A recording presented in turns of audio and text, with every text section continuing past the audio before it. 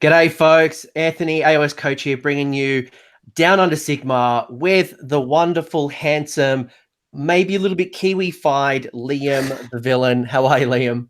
I'm all right, man. How are you? I'm good. I got my dog annoying me right next to me with a tennis ball, and hopefully he doesn't bark like he did on the stream I had with the Honest Wargamer the other week. So he's a bit opinionated when it comes to music. He, if he hears something he doesn't like, he likes to bark and woof and do his thing. We'll see what he does, but he's just annoying with a tennis ball. What is it? Yeah, see, I'm not Kiwi-fied, but I would totally move there in a heartbeat to play with some legends again. They were like absolute champs. So Liam has just come back from playing Notorious GT. So I'm sure we're going to hear about this very soon when we talk about news. But before we do that, the dog's putting a tennis ball in a terrain box. I'm going to throw it over to the master, Dave Kerr. Glad to finally have you on the stream. How are you, mate? Yeah, I'm really good. Thanks for finally having me on here. So you just introduced me, Dave Kerr. One of the original gangsters for the Mango Mafia.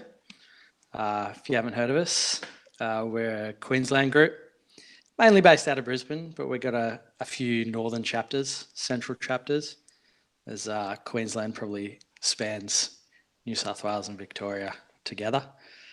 Do we have a Mango group in New South Wales? Like, I've got an application, I've got a printer ready to go. Like, do you guys actually have a chapter yet? We don't. We haven't spread out of Queensland, but it could be a possibility. I mean, if Greg Inglis can play for Queensland, I can play for the Mangoes. Yeah. Just don't tell Liam or Clan Filth or any other group that I'm associated with. Yeah. So I guess Clan Filth and the Mango Mafia have been around for a while. Yeah. And we have a good in-game competitive rivalry. And it's good to see. We're starting to see some of the Measured Gaming guys come up too. So I'm sure they're going to join in, and we'll get our real club, a good competitive club environment going. And if you didn't hear, and I'll just reinforce this, Dave is not only the Australian master for last year, he was also the year before. So we've had 2 competitive seasons. We're actually in the 3rd now. But Dave is the back-to-back master. No one's done it in the history of Age of Sigmar, mostly because there's no other opportunity to do it. But Dave is the back-to-back king of hot shit. So it's awesome to have you. Not the first time we've interviewed. I had you on the master streams many times, but first time to have you on this channel. So it's awesome. And also we've got Jordan here who's fixing up his little stream. Jordan, say hello to everyone. Hey, Jordan. I'm still kind of new to Age of Sigmar. I would say beginning of the year is generally when I started playing. Just went to my first tournament last month. I did quite well for myself, which I'm pretty happy with. Should be happy with. Did absolutely amazing. Just a lucky run. Used to play 40k and now changed over to AoS just because I have a better preference for the systems. Sweet. Easy. And it's good to have you because when we started talking about this idea of the differences between 40k and Sigmar, it was a great opportunity to have Dave, who's obviously got a great history and a long history in competitive Age of Sigmar and 40k. And when I first asked you, it was pre your very first tournament, and you actually went on and done a really, really good job. And your first tournament came. We won't spoil it. We'll get to it when we get to the actual session. But say hello to everyone in the chat. Dave, no surprise, your stepfather or father, Horace, is in the chat. He likes to think he's my father. He taught me a couple of lessons when I lived with him, but I think that I imparted more knowledge to him, in fact. So it's a maybe I'm of your father, Wes. Wes gave me absolute shit on the master stream because I didn't know him at the time, and I thought maybe you did have a really supportive dad who was on the stream, like, "Yeah, my boy, I love him so much. Like, go, son, go, son." I'm like, "Fuck, this guy's got a good family." Like, yeah, a family that literally watches Warhammer. Yeah, I think actually Wes's mum likes me more than any of her natural born sons. I'm the favourite son. All right, fucking Jesus. All right, well, we're gonna have a good stream. I can see the chat's going off already. Even you've got Liam's got some fans already from Tim. So good to have you I guys. got my New Zealand family. Hey Sean. Hey Seth. Hey Tim. All right, this is an Sweet. international stream. So let's get off. Let's talk about things, and might be a good opportunity to start. Fuck, we've had a massive couple of weeks. We've had Forbidden Power drop. We've had some cool things come out of that. Sylvaneth obviously got leaked. We've had some tournaments. Dave, you've obviously had BrizCon not long ago. Liam, you went over to New Zealand. We've had a lot of Sigmar. Let's talk with some of the news. What do we think of contrast paints? What do we think about Sylvaneth? What do we think about Forbidden Power? Have we had a chance to read it, play with it? What do we like? Open book. Maybe our guest first. Yeah, I was gonna say, guess what do you guys think of like Forbidden Power and stuff and contrast? Contrast paints, I think, will do some cool things. I guess before I make any decisive judgment on them, I'd like to give them a try myself. But I can definitely see them doing really good things for the hobby. We already have a pretty set system of 3 colours min. So I just think this is going to help people out more. And, you know, there's so many people out there who play this hobby, but they don't come to events because they don't paint their armies. And they just have these walls of grey. So more power to them. If this lets them push armies out more and then come to events, then awesome. Jordan, have you had a chance to look at the Forbidden Power rules, or what are your thoughts on? Not heaps on the Forbidden Power rules. I've just been looking at the terrain, just a little bit of the rules. Still waiting for like the book to kind of drop and have a proper get my hands on it and read it before I make any real calls. Same with the contrast baits. I'm excited to see, like, mainly for batching purposes, like painting 80 plague monks or painting heaps of grots or stabbers. It's going to be make your life just throw easy. those plague monks in the bin, mate. What was it? So what are your thoughts on the terrain? I like the scale and the fact that you can adjust it. Like, they're going in that way where each piece of terrain can be kind of changed, which is nice. Super modular.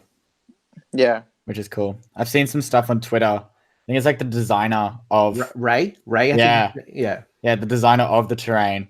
He's like showing us, like, if you get 3 or 4 kits together, you can make this ginormous like temple size thing. And I'm just like, look, it costs like $150 for 1 box. I can't afford it. Like, I would love to do it. I just can't afford it, but it looks massive. That's something you could do at a tournament. Everyone could just bring their Forbidden Power boxes. No, just bring your 3 pieces of terrain is the 3 box, one of those 3 box sets of it together. Boom, make 0 friends. I would do that. Totally. I think that's going to be awesome for Warcry as well. I think, especially like some of that. I mean, like, I don't know how Sigmarified and what you're going to see from a competitive scene. I mean, those nice little temples and the big circular piece is really cool, but going as large as they have on some of those pieces, is going to be like a Tristan Smith. It's going to be this massive 1x1 or 2x2 terrain piece that he's going to hope for is mystical. So that's a prop to his recent Measured Gaming podcast. So if you don't know what I'm referring to, check it out. I'm not taking the shit out of Tristan. He said it himself. And he was also teaching people how to microwave their dice to improve the dice roll. So is this your way of saying I need to check his dice at Lords of War? Maybe. I mean, Tristan's going like 2 and 3 and 3 and 2. So I don't know how well his microwave trick's working, but he just needs to buy more Clan Filth dice. That's all he needs to do. So yeah. So we like the terrain overall. I vibe it. It's good. It's good. Yeah, the terrain looks really good. I'm more entertained by contrast paints. So, why? Yeah. Just seeing how easy it is and seeing like how if like, for example, Doors of Cain was one of those armies that was not enjoyable hobby wise to paint or do. That's why I don't really play them anymore, just because building up and upkeeping that army was a pain. But the contrast paints is definitely going to be something that will help me out get back into that kind of army, into doing hordes and stuff, because I don't know. Horde armies aren't my cup of tea when it comes to hobby at times, except for Dryads, because it's just spray, shade, dry brush. But Doors of Cain, you could not do that. So I think contrast is going to help me out heaps, just getting armies that I really want to do and just look them tabletop effective and add a bit of highlight details later on. So yeah. It's actually a good point. Like we might actually start seeing more horde armies because of contrast paints, Yeah, rather like than just larger elite units and stuff like that. yeah, like FEC at the moment for me, it's just 6 models. Doors of Cain, it's like 120. It's like no. I think I'm more inclined to start up new armies and like I've talked on Twitter. If anyone who follows me on Twitter, I've been talking about Devoted to Sigmar and painting Devoted to Sigmar. I think for me, like I'd love to do like a Sylvaneth army. I'd love to do an Ironjaw's army. But the reality is that I just do not have the time as I'm putting things into grots and I've got other projects. But this would allow me to get to a really quick tabletop standard to play at local events, have fun with them, while I continue to work on, edge highlighted, really high quality models. Yeah. It lets me kind of have the best of both worlds. Yeah, it's perfect for that, which is great. So thumbs up to that. So I'm really impressed with contrast, and I've heard all but good things. Like it's Awesome. just everything. So, And yeah. Liam, really quickly, I've heard a rumor that you are the lead singer from Nickelback. Is that true? Yes. All right, Wes has confirmed the rumor. I can see that. That's why I laughed really hard, because it's just like everyone says that. They look at my hair and they're like, "Nickelback, is that you?" I'm like, "Yes." And it looks like you've got New Zealanders who are now fanatics to Liam. So they're not fanatics to the grots. They are Liam fanatics. They're going to jump out of his hair. And I can tell you why the fanatic thing is a thing, just because my heart dropped because of fanatics. So I'm sure we'll find the story out in a minute. Yeah, But, hot take, Sylvaneth. What do we think of Sylvaneth? We've got actually before we go to the tree man himself, Dave. have you seen the Sylvaneth book leak? And what do you think of the rules if you've seen them? Okay, I saw it got leaked, and it got sent through the chat, and I spent about 0 time in there because Sylvaneth is not my thing. Sylvaneth's one of your But I least did favorite have a armies, quick isn't it? look. Generally, because I have to play against them. Yeah. I had a look at the Wildwoods quickly, and I don't know if they've changed for the better or worse. I think, just Liam, you're going to have to run us through this one. Okay. So pretty much, general take is the army has changed. Not dramatically, but we're no longer the 1-drop army. Should I be burning my models like that high elf player burnt his models when Sigmar dropped? Are we going that? No, we're not going to that extreme. Nah, you're not going to that extreme. Nah, we're 4 or 5 drop army minimum. Alariel is great. If anything, she's now she's more of like a spellcaster buff. Like we saw Marathi being a spellcaster and a combat beast. Pretty much what they've done is they've made Alariel pretty much a similar take. Plus she gets free summoning. Durthu now is an auto include in most of my lists now because he's just amazing for what he does. The thing about the army that most people hated the most, they've changed it, which is cool. The teleporting multiple units that annoyed people, now it's just like 1 or 2 units you teleport, so you actually have to think about which units you want to take out. But you'll see a lot of things like Outcast and is like in as a battalion household. And you'll see more Tree Lord Ancients now because they're worth their points as well. But yeah, and the one most interesting thing about this whole book is you're going to see the Arch Revenant almost never. All right, don't spoil too much because we are going to have a super show with short streets. We've got Hayden Walker, we've got Chris Welfare. Chris is taking up for a spin this weekend. So we're going to have a Sylvaneth super show when the FAQ drops. So let's not. But overall, Sylvaneth players don't chuck things on eBay. We're good. Just the one thing, you know how we all hate the Wildwoods? I was going to ask, are they still a thing? They definitely are still a thing, and you're going to hate them a lot more. They've actually made them more busted. Awesome. It's like when we read the rules closely and stuff, Hayden has worked out a system that's technically allowed at the moment, and everyone's going to rage quit about Wildwoods. So all right, well, let's see if it gets FAQ'd. I mean, we don't know what's coming, but we don't even know when the book's probably released. But overall, the book looks good. We like what we see. I'm happy. There's a change to the game, but there could be some interesting things. Yeah, interesting builds. It's gonna be great. I'm so excited. Awesome. Before we get into the topic, I would love to know, have you guys had any recent games and any shout outs to some awesome hobbyists that you've had a chance to play? So ask my guests first. Have you guys played anything recently? Yes. I try to get in a couple to 2 or more games a week, actually. I try to get in. So I have been playing a lot of Gloomspite Gits, and they've been really fun. Totally different to what I was playing before that, which was Stormcast. Almost polar opposite. You've gone from Mr. Consistent to fuck you, dice. You failed me when I needed you the most. Yeah, Gloomspite Gits are like just the 50-50 book.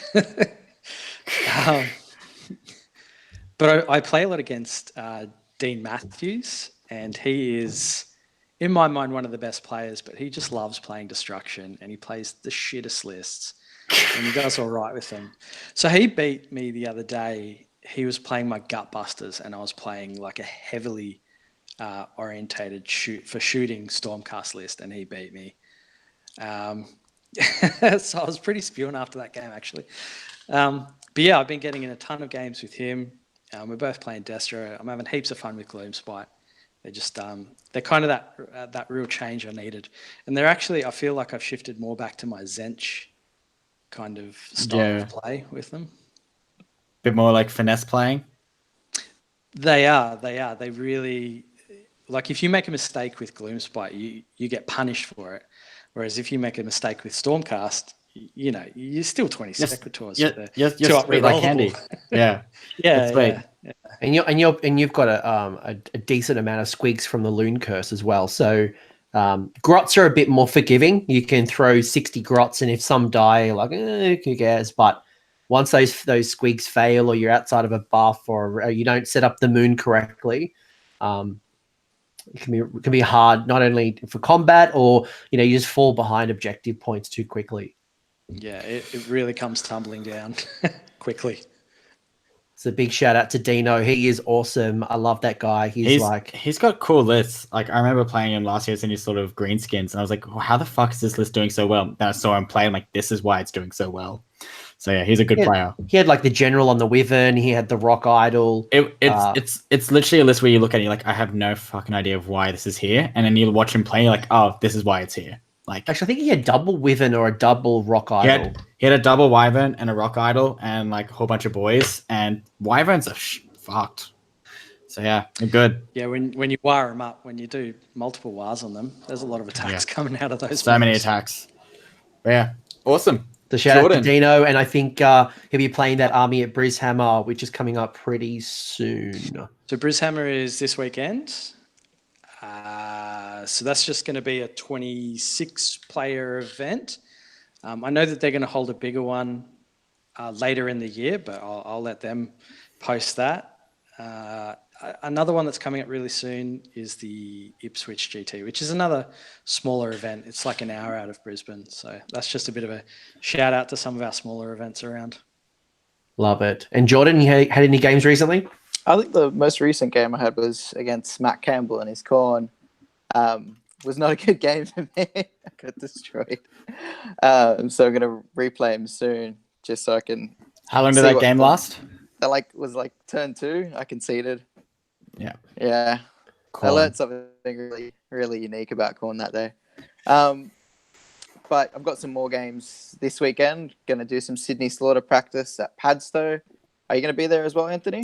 Question mark. I might be recording a Slaanesh and a Feck faction focus, so I'm still trying to line up my guests, so maybe.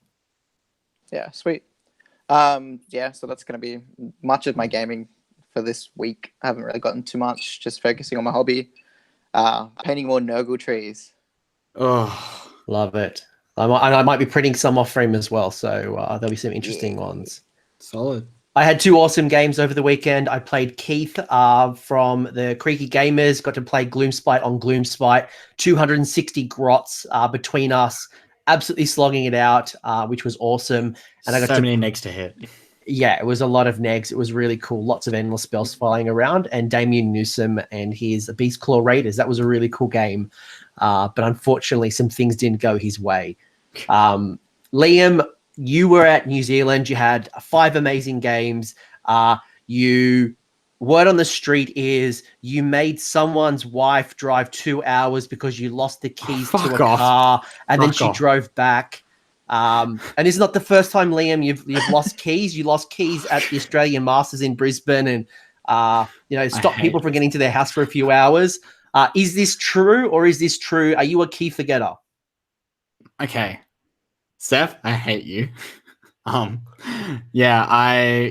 We left the hoodie under the desk of a pool table set up, and then when we went back to get it, it wasn't there, and that's where the car keys were. So yeah. So don't trust Liam with any keys. No keys for Liam. Just don't give me keys. I don't understand why people give me keys and then they're like, okay, Liam, here you go. I'm like, I'm the last person you should give me keys to. And hear this, right? I got home on Monday and I could not find my car keys. I was like, where the hell are my car keys? Yeah, lost them again. All right, Liam, you are banned from owning keys, or you need to have multiple sets. I have 2 spare car keys and I could not find any of them. Actually, wasn't there a few weeks ago, a few months ago, you lost your keys somewhere and you had to get like an Uber back? And look, I literally got an Uber back from the city, and I found out my car didn't have the car keys for, and then I had to get a locksmith to come in and get my car and make me 2 sets of car keys. All right. So Liam is not to be trusted with keys. Now, I know you're going to be recording a podcast for Shadowhammer, which is your podcast you haven't done for a while, but it's back. Yeah. And you and Hayden are going to talk about your experiences at Notorious. Yeah. We're doing that tomorrow. What are the highlights, or what are some quick things you want to shout out, considering you got some of the New Zealand crew in the stream? What are some of maybe like your top 3 highlights or games or events or high level? Okay. Top highlights was actually hanging out with Sean and Sean, so Tubbs and Big Sean from Notorious. Those 2 are the most amazing, beautiful hosts of ever, and awesome fun TOs. I can't give them so many more compliments, but they're just so friendly, so welcoming. My highlight was literally the whole community is so welcoming. I literally turned up, expecting a lot of them to hate me because of my villain name. And it was really funny that so many people who met me literally were like, I don't understand this fucking nickname. Who the hell gave you this nickname? And I was like, I don't know. It just sticks with me. Queensland gave it to me. Isn't that right, Dave? Yeah. That is 100% correct. Isn't it from Twitter? Yeah. So they're just like, I don't understand. You seem so nice. And I was like, look, I just rock up and do my thing. And yeah, it was awesome fun. Another highlight was probably just drinking, having a trivia time, catching up with Clint, who I haven't seen since CanCon. That was cool. I imagine he's going to have a big podcast coming up, considering he went to Warhammer Fest, Bobo. He went to Notorious. He was on Warhammer Television. He was chatting with a bunch of G-Dub peeps. He had a crazy 2 weeks. That's what I can say. He had a crazy 2 weeks, and he's sick of flying. I can tell you that. And if anyone on this chat wants to set up a Patreon for me and send me somewhere, I'm happy to accept that free trip. Yeah, he honestly, it's a well-deserved trip. He is the godfather of Australian Sigma. So, yeah, it was good to catching up with him. But catching up with Seth and Lee as well from CanCon. Didn't get to catch up with Fraser, sadly, because he wasn't there. But yeah, we surprisingly Australia did well. We did surprisingly well. Awesome. Do you find that it's kind of different playing there to playing in Australia in regards to what people bring or how they play? How to play was interesting. There's some house rules that they have that I was very intrigued by. Trees, hanging stuff off trees and stuff, which I don't usually play. But everyone there, they all have different lists and different meta. But yeah, I played a Skaven list with pretty much all Master Clan, and that was interesting. And I was like, wow. So yeah, it was good. I just had an absolutely amazing time, and the guys who were running it were awesome. The venue was awesome. If anyone's listening now and thinking about going to New Zealand to play, fucking do it. I can't not say it. It was way too much fun. And I would go over there even sooner if I could. and maybe try and get into their masters because I'm currently ranked 31 from one event. There you go. Shout Yeah. out to New Zealand. Shout out to Notorious. They are an awesome podcast, Sean and Sean. And one of them's coming to Sydney GT. I can't believe it. Tickets went on sale last Monday. There was a pre-release window for people who came last year.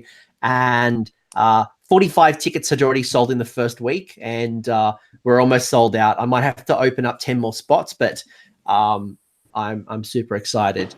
I know there was some New Zealanders who were keen, so we might see Big Sean as well, maybe. They need to get off their ass or contact me, and maybe I can slide them something on the side or do something. A couple other quick shout outs. We've had some new content come out from Australia. So Doom and Darkness put out an awesome battle report, Stormcast versus Nighthaunt. Creaky Gamers had a really cool, I don't know if you guys have seen Creaky Gamers, but this is Keith's. He's got these characters where he's got like he does voice impersonations through a character avatar. It's off the charts, his battle reports, but he's got a Gloom Spite vs. Daughters one. Cinderfall Gaming had a really cool show on Monday with James Mabry about his own personal army narrative. Bush Radio had a really cool podcast come out, which was featuring Tristan. That was a really, really fun one. And hot off the press, this midnight 1 a.m. Mengel Miniatures is going to be, while it's an American blog, Deke Johnston is going to be having a interview on there, so that gets published tonight. So he's the Lord of Death, and I'm sure it's going to be a lot of fun. Any other content creators or anything you guys want to shout out? Just my shout out's Notorious because they're neighbors. Like, they're awesome. Doom and Darkness stuff. I've been watching his music, not music video. I've been watching his videos, and he did a really Doom could do a music video. I reckon it'd be pretty ace. Like a dad bod music video. I did like watching Colin get beaten again with his daughters. I was like, oh, Colin, not again. He just needs to catch a break. He gets beaten a lot, doesn't he? He gets beaten a lot. It's just the fact that he got beaten by Gutbusters was super intriguing. I was like, how did this happen? Yeah, I think God love him. I'm pretty sure he had like a really horrible time with a daughters list as well, and people were just giving him shit like, how are you losing with these like Ben Sava kind of list daughters? Because Ben Sava runs Sisters of Slaughter, he's running Witch Elves. That's the difference. It's the difference pretty much. But yeah, it's good that Colin's making them not seem so broken.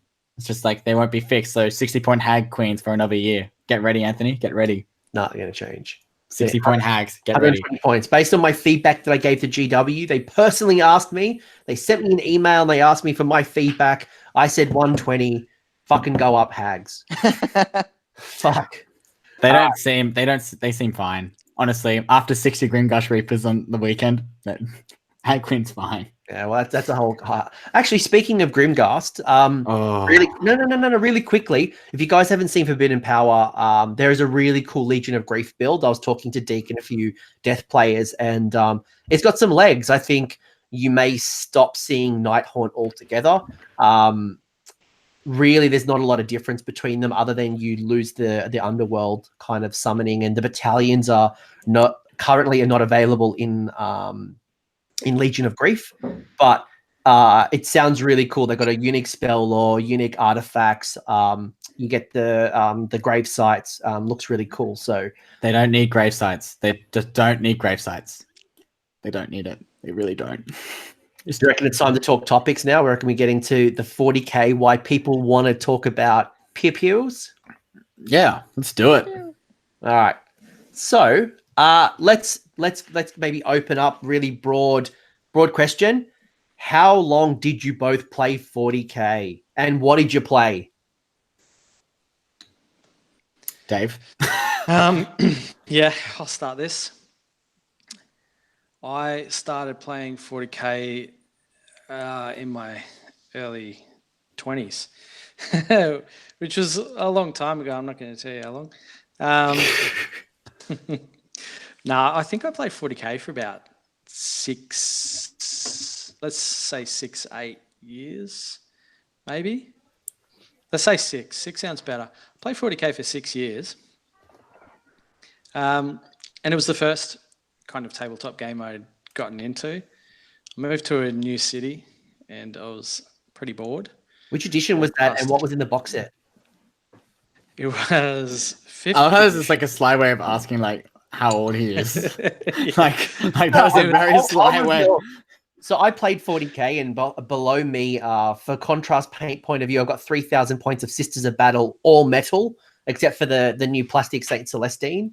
But my first one was the original. I think it was Stormcast, Space Marines and Orcs and Grots with the little. So mine was like second or third edition. So I'm a little bit older than you, Dave. It's all right. Cool.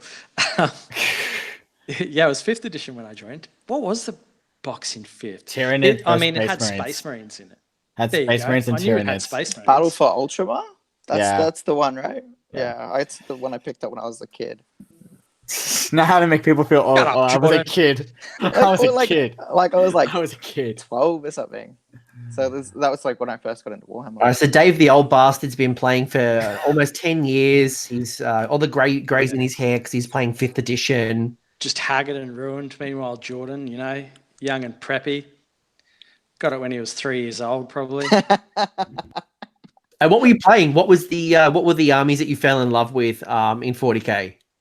Look, straight up, I am through and through Space Marines. I love them. And I still love them. And if Space Marines were in AoS, it is all I'd play. They are in AoS. Which chapter? Which chapter? And Jordan, you're about to get kicked off this stream. I'm a huge fan of Blood Angels, and I'm also a huge fan of Ultramarines. The OGs, both OGs actually. They started with Blood Angels, then went to Ultras. I'm more of a Dark Angels guy. See, nah, boo. I'm Space Wolf, so I love the Space Wolf, and I'm probably this close of like converting like a Space Wolf themed Stormcast. But so Nathan's on. Yeah, Nathan Prince's color scheme is basically the Space Marine color, the Space Wolf color scheme. I want to like the fur cloaks and but then that involves green stuff. So too much, and also contrast paints come out in like 2 or 3 weeks, so you can smash it out. And we got look, to be fair, we got an even older bastard in the chat. We've got Andrew Bigwood, who started off with Rogue Trader, so he is OG. I don't. Yeah. So Dave, you played Ultramarines, you played Blood Angels. Were they the only were they your primary factions? Look, I went pretty whack in 5th, and I played Grey Knights. Anyone who's played 40k. Around 5th edition, which is to me the golden edition. It was a good edition. Ever was and ever will be. And Grey Knights, Cybold ammunition. I still remember it all. Cypherman. It was a good time. Oh, maybe we've just stirred some emotions, and we're about to lose Dave. Win the Masters 3 times in a row and go to 40k. Hopefully not. But Jordan, you've been playing as well, and you've recently come over to and before Dave, you played it up until when did you kind of start crossing over?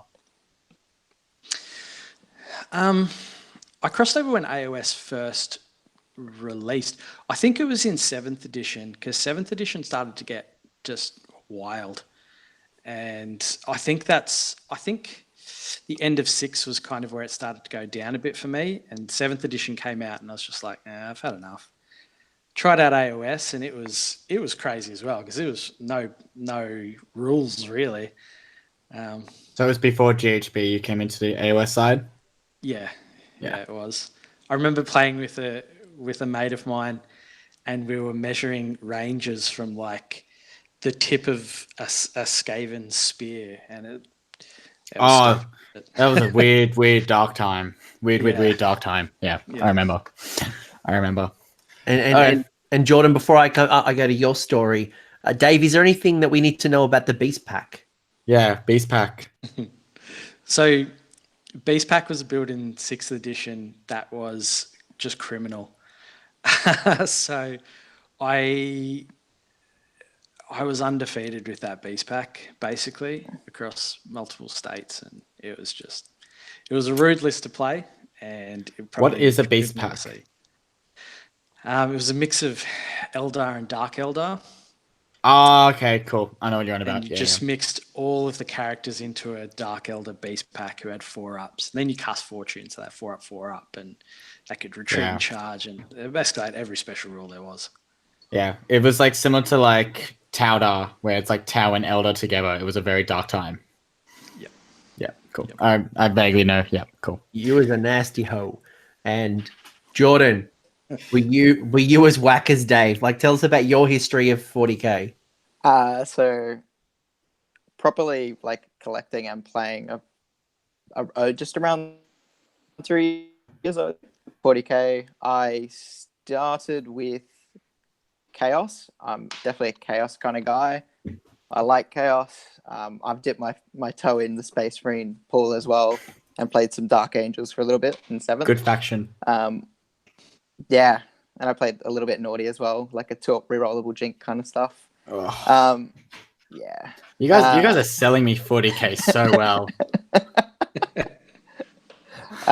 But primarily, I played Thousand Suns, Death Guard, and Tyranids, just because I like those factions. I like they're a bit more unique. It was more about lore stuff for me at the beginning, and then of course playing a couple games, kind of picking what units that are better, kind of getting a bit of an understanding. So I really started playing in 7th, which is kind of confusing for me at the beginning, just with the whole damage charts and the tables of toughness to strength. That was just a bit whack. But then, jumped over to Age of Sigmar around this year. Yeah.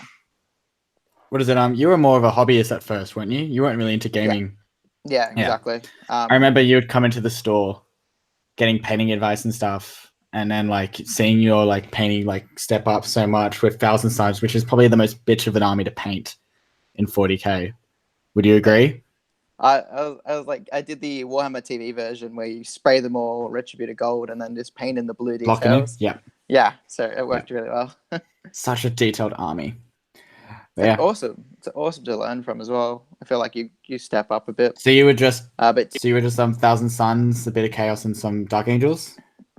Yeah, and but the end of it was Death Guard before coming to AoS. Cool. I now play Nurgle in AoS, so not much changed. Yeah, same painting scheme. Yeah, it was just more because I could dip my toe in with Age of Sigmar with demons, and if I didn't like it, I've got demons. Cool, it doesn't matter. Solid. So did you guys play casually? I know, Dave, you've had a history of tournament play. Correct me if I'm wrong.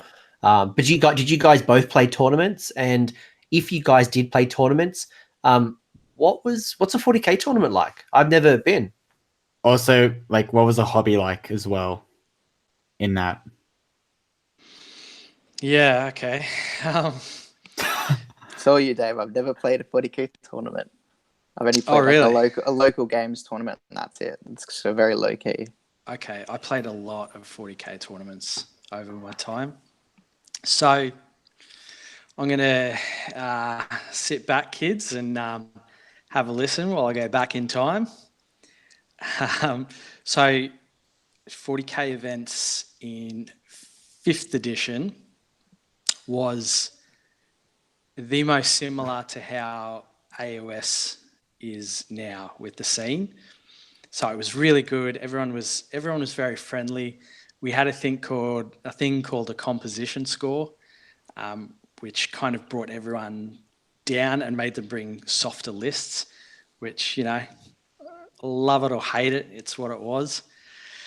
So yeah, the 5th edition scene was really booming in 40k. I thought it was awesome. I know where we're going to go with this discussion, so I'll leave it. But as kind of 40k moved on in their editions, and it just got wilder and wilder, and the American scene started to really infiltrate into our scene, there were some serious changes that happened, and I think are still very detrimental to the Australian scene to this day.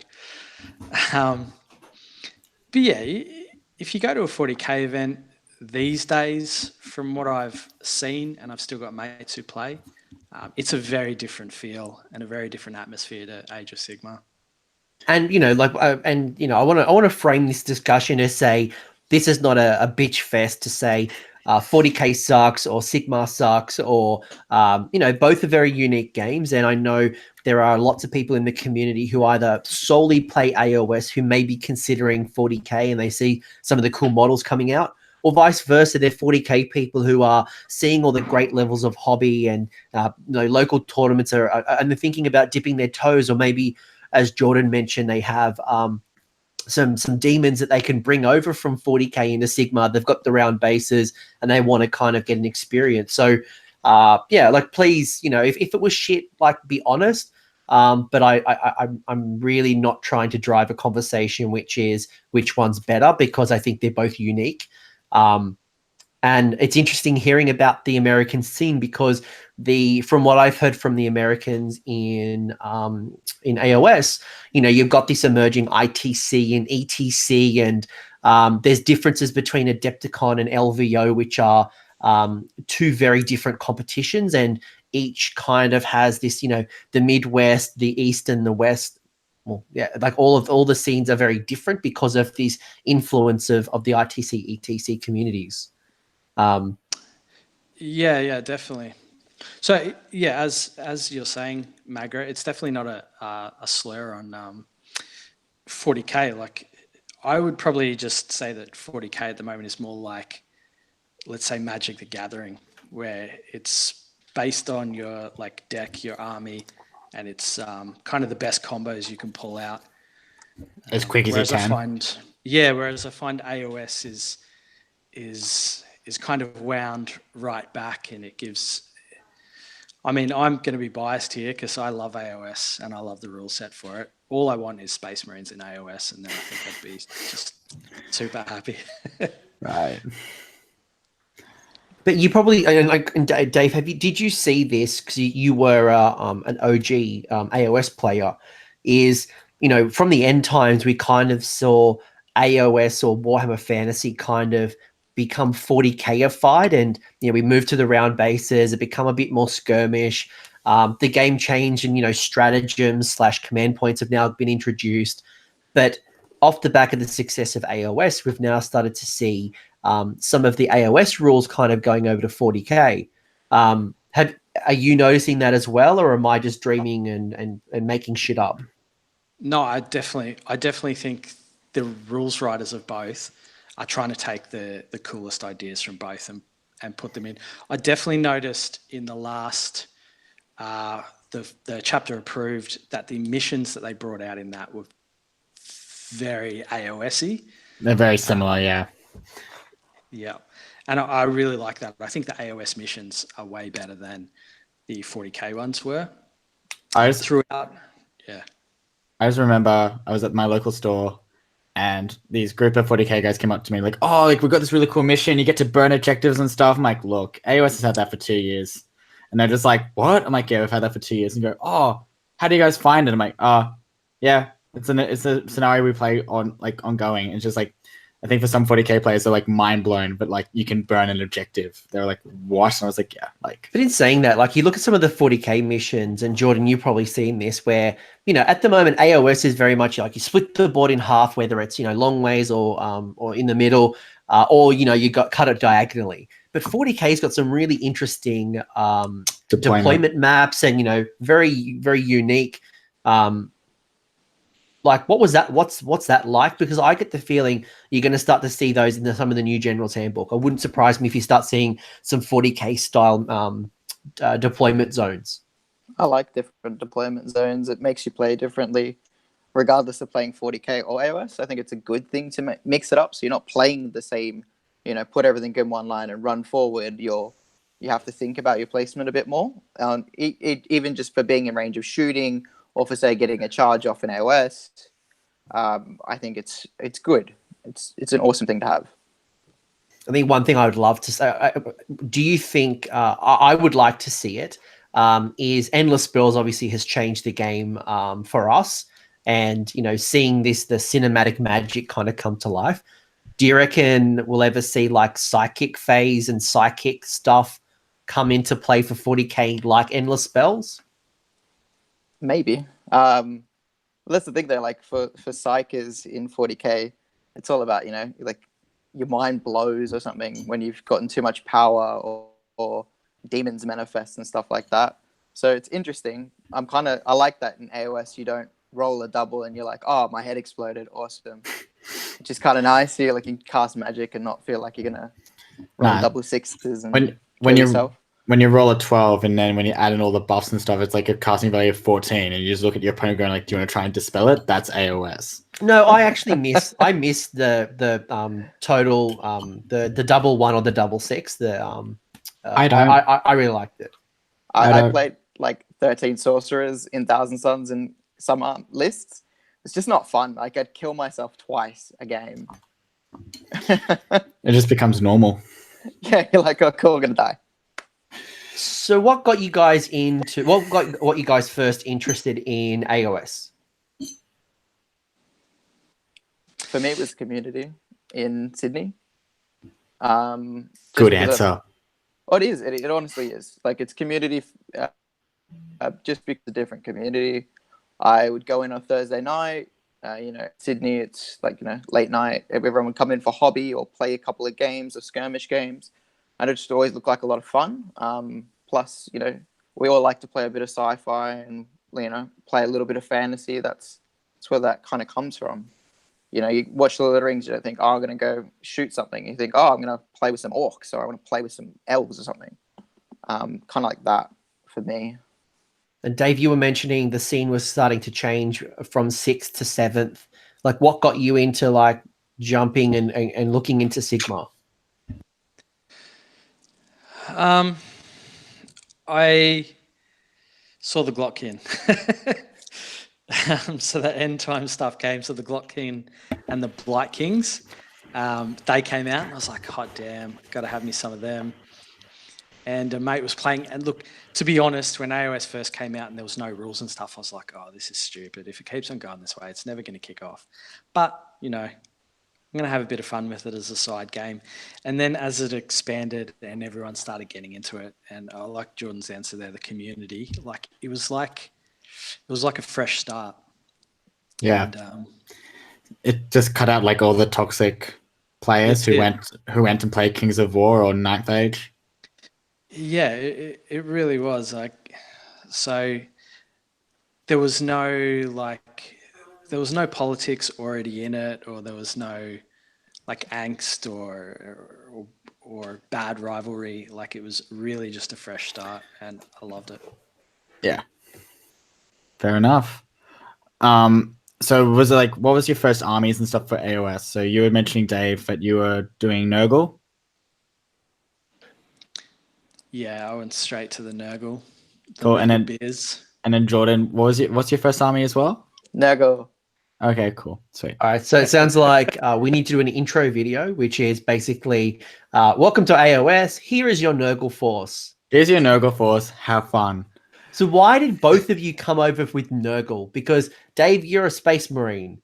And complete opposite. And it sounds like, Jordan, you dabbled in a few areas, maybe Zench a little bit, but you've come to the festival, the carnival of the Great Unclean One. Celebration of life.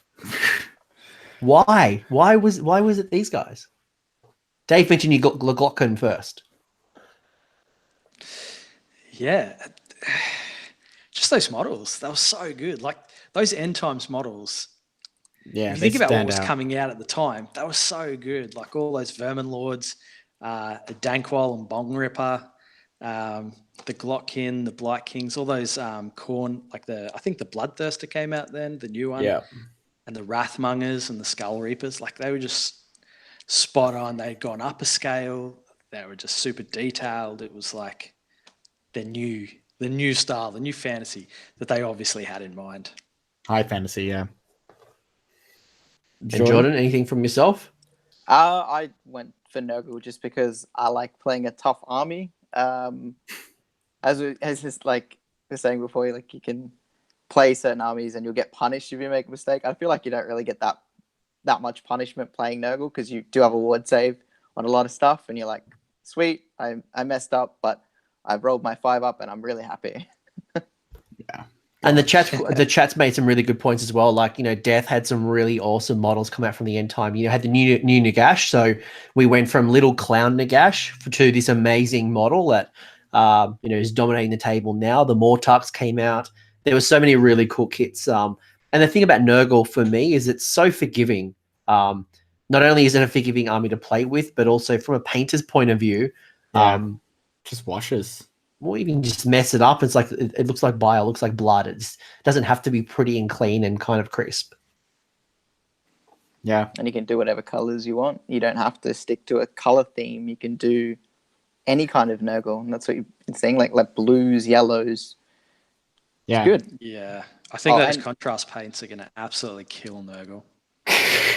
Like in a good way, or we're going to see Nurgle armies will be done in a second with those contrast paints.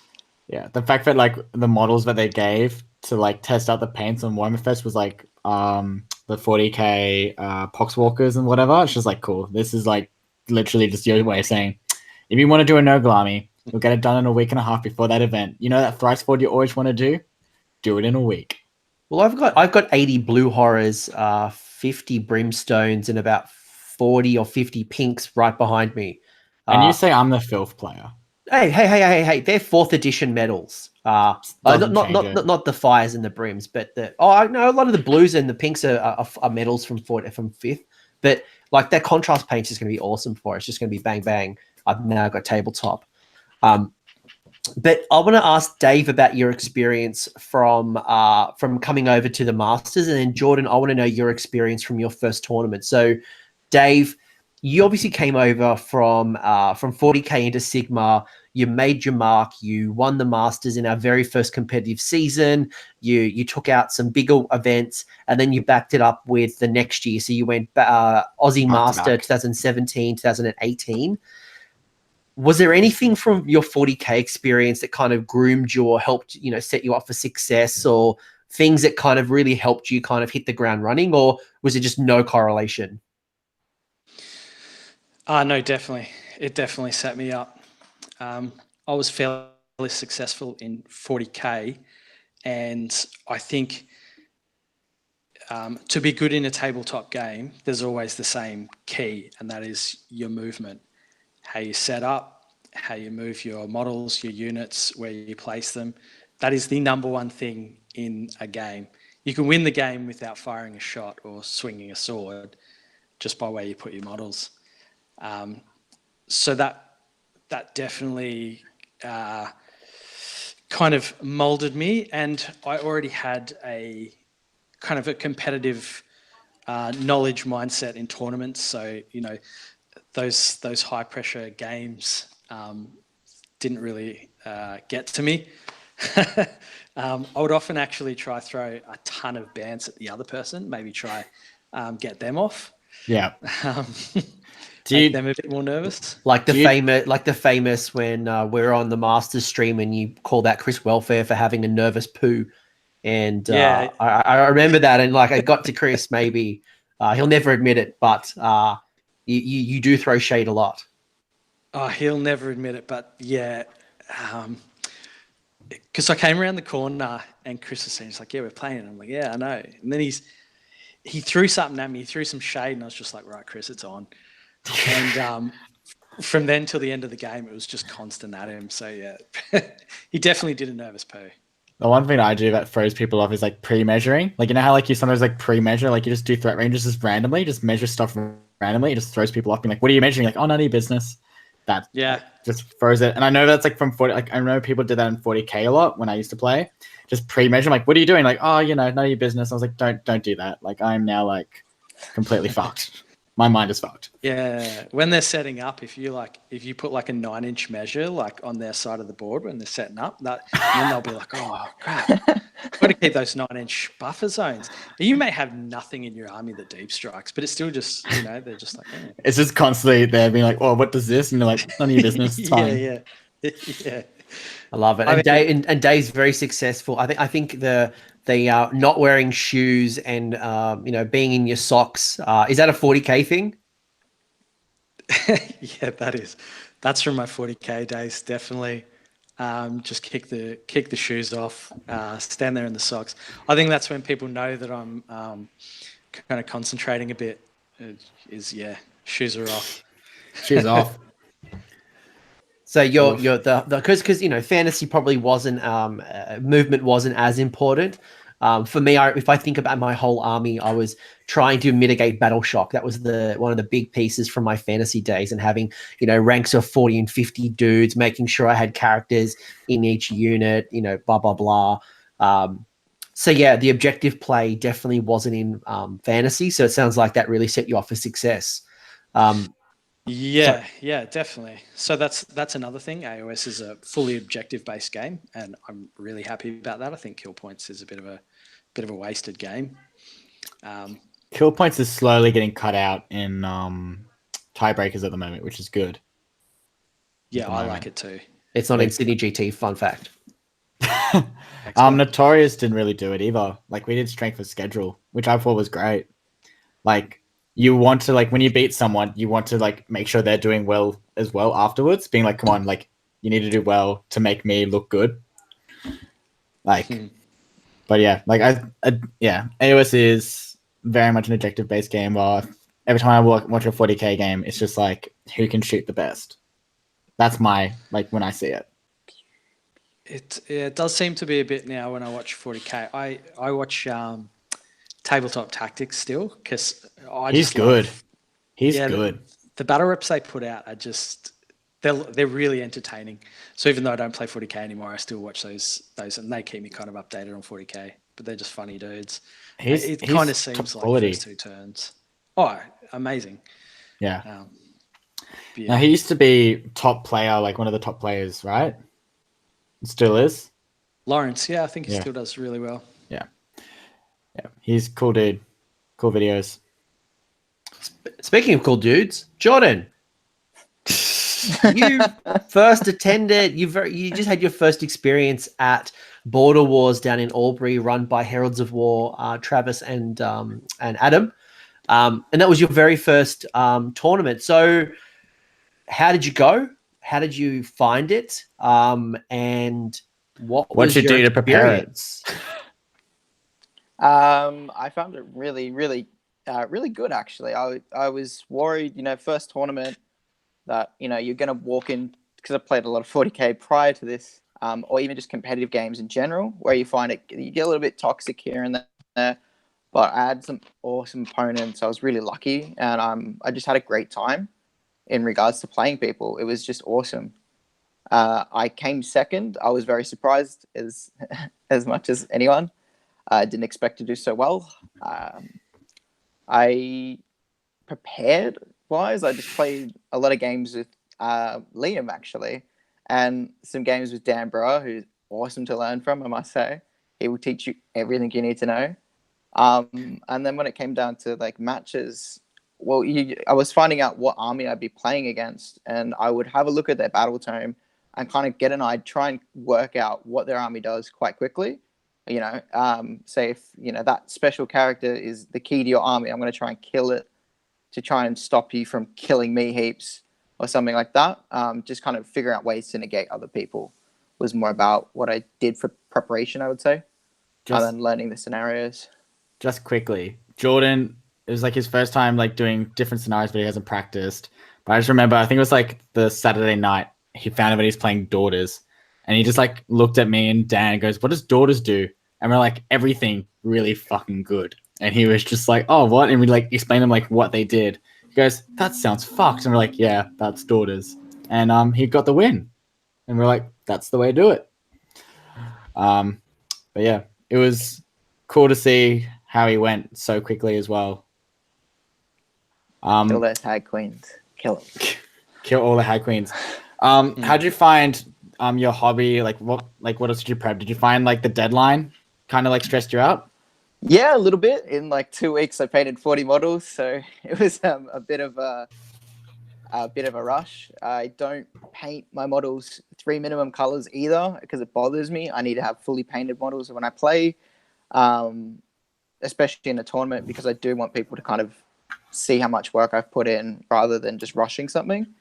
So, as you know, the Friday beforehand, I'd had 2 hours sleep painting 20 plague bearers in one hit. Yeah. So when you played 40k though, you were very much more of a casual gamer. You're very casual. Yeah, very casual. So coming into your first tournament, do you think like it was a huge step up though when you used to play just super casually? Like, do you feel like you had to like step up a lot, or did you find just like having enough practice games with Dan and stuff was fine, or do you feel like you needed more practice? I felt like the practice was good. I was a little worried going in playing armies that I haven't played before. Yeah. Like my first game, I was really worried I was going to lose because I'd never played against KO, and I was like, oh, I'm going to get shot. I'm going to lose characters. This isn't going to be fun for me. I'm going to die. That was an excellent game, by the way. Chris Cousins, he's an excellent person to play against. Lots of fun. Shout out to Dwellers Below. Yeah, Yeah. they're good guys. Chris is actually leaving to go to the UK, I think, soon. So I think it's like in next week or two. yeah, I know he's not at Lords of War. We'll be down for Lords of War to see them as well. Should be cool. Yeah. Yeah. So let me ask you guys, when when you guys switched from 40k to Sigma, did you guys find how common was the rule set between them? Like, were they similar games? Were there big differences, or what were some of the things that kind of caught you out, or you had to unlearn and relearn? Is there anything that kind of comes to mind? Declaring your charge. I had to learn not to say it. You don't have to do it, so which is nice. So in 40k, you've got to state who you're trying to charge, and in AoS, so you declare prior to charging what units you're going to charge, and it's because you get to overwatch your opponent. So even if you failed your charge, you're still getting shot in the face. And what's Overwatch for the people who don't know what that means? Overwatch is when you get to shoot at something that's about to charge you. So say, normally it's sixes, you hit, unless you have a flamer, then you auto hit. So say if you're charging a Tyranid or something into something with flamers, most likely you're going to die. Even if you failed the charge, you could just be shot in the face. Dave, what about yourself? Did you notice any rules that were different? I think one of the biggest rules differences between 40k and AoS is AoS has a predefined stat for every unit. 40k, you have different strengths on guns because guns are the main thing. So you have a predefined strength on your guns, and then everyone has a toughness value. So you compare the pair. If you're equal, it's 4s. Better, it's 3s. Worse, it's 5s. So that's I think that's one of the main differences. Whereas AoS, you just look at your war scroll, and I'm hitting on 3s no matter what. So with buffs involved. While you're on that, you're talking about different guns and stuff. Do you find, this is to both of you and whatever, but do you find that list building in AoS is way more easy than 40k? I think it's better. Yeah. It goes back to what I think was the golden era of 40k 5th edition, where you had a combined arms detachment, which is similar to now, where you have to take an HQ and 2 troops. In AoS, we have to take a hero and 3 battle line. So AoS, I think you're going to find it's easier because you're kind of stuck in those sections, whereas 40k, as I'm sure anyone who's looked at 40k, it's a bit of a minefield. You're like, okay, I'm taking 5 detachments. Cool, what are those detachments? So this hero's in this one, this one's in that one, this one's in that one. And they've all got the different, so they'll all have different, for AoS people, chambers or enclaves for each different detachment, and they've just cherry picked. Yeah. Chaos. So I think list writing in AoS is way easier from a competitive and a casual standpoint. Yeah, I really enjoyed the customization of the old fantasy days where you could have a unit of 27. I didn't have to take my fanatics in blocks of 5. But in saying that as well, there's a lot of complexity and having to even WYSIWYG your model. So if you're going to have 3 with a bolt gun and 2 with a las pistol, you're going to have that on every unit. And if I changed it to have only one las pistol and a chainsword or something, I've got to go out and kind of convert or paint more models where that AoS is like, you get 5 dudes, 4 have this, champion can have this, you can have a banner or a musician, and one or the other. So, but then it kind of frustrates me sometimes where I'm list building and I've got that spare 10, 20, 30 points and I don't want an endless spell, but I'd love to put in 3 more dudes if I could, but I can't. I don't know. Do you guys feel the same, or is that something that you're okay with? I'm sure we've all had that moment where we're 10 points over a list and the list is perfect. And you're just like, how do I cut this 10 points? Like, if only I could just get rid of 2 dudes out of that unit. Yeah. I'd be under. So yeah, I'm sure we've all faced that frustration. Yeah. I feel like it's a bit cleaner though, having those restrictions, because then you haven't got these weird numbers of units and stuff. I remember when and Dave, you didn't really do this, but with the Plague Tide Warband, people understrength Marauders or whatever to get a special buff. It was just like these weird numbers of Marauders just because of a special rule. And it was just like a really weird time. I was like, what is going on? Like, why do you only have like 18, et cetera, models or Marauders? It was just odd. But they paid full price for it. They paid full price for it, but they're underpriced. I was just like, this is weird. Like, why would I do this? And I just remember Dave, I think it was at Cindy Slaughter. He goes, nah, I'm good. Don't need it. Don't care. And just like went off and took out the tournament. And I was just like, okay, damn. Okay. No one cares about that second rule. But what I was going to say was, like, recently I've been writing lists for Slanesh and Sylvaneth, and I'm always like 10 points over. And it's just like one of those eye roll things, like, what do I have to remove? And at the moment, what I do like about AoS is, like, if you go under point, like by 50, you get a command point. Like, you buy a command point for that. So if you, let's just say you lose that 80-point character, and now you're like at 1920 or 1930, you get a command point and something else. But yeah, it gets really annoying. It just gets infuriating. Yeah, that 10-point bracket, like 1960. So many army lists that are 1960. 1960. Like, oh. At least you get a triumph unless someone's at 1950. Yeah. I always like forget about points. the triumph. I've been remembering triumphs every game. It's been great. Yeah, you shouldn't forget those. Awesome. So what are the differences you've noticed between the two communities? Dave? Well, Jordan's been the most recent. So I guess you can go, Jordan, and then I'll go back to old days. My storied history. Yeah. I found the difference is, like, community-wise, I think Australia's got an excellent AoS scene. We're really friendly, and it's not about, hey, I'm going to take the most broken unit I can, and I'm going to spam it, and, you know, you're going to not have that much fun. It's about, as people have been saying, hold my beer, watch me do this, and, you know, running a list that isn't the best optimized with the best things, but still playing well with it is more the focus I feel about AoS, as opposed to 40k, where it's, as you were saying, it is about the list. You know, that list will beat that list, rather than this player is more skilled than the other one. Community wise, I just find it's friendlier, more interactive, because you say you're playing combat all the time. It's a good engagement. You're like, oh, you made your save, I've lost my save, or you win, I win, that kind of stuff. Whereas in 40k, it's a bit different, where it's like, oh, you take that off. It's not as interactive, so it's kind of different. And you know, like, again, this is not shitting on 40k or Sigmar, but, you know, I've heard recently that, you know, some tournaments are introducing chess clocks.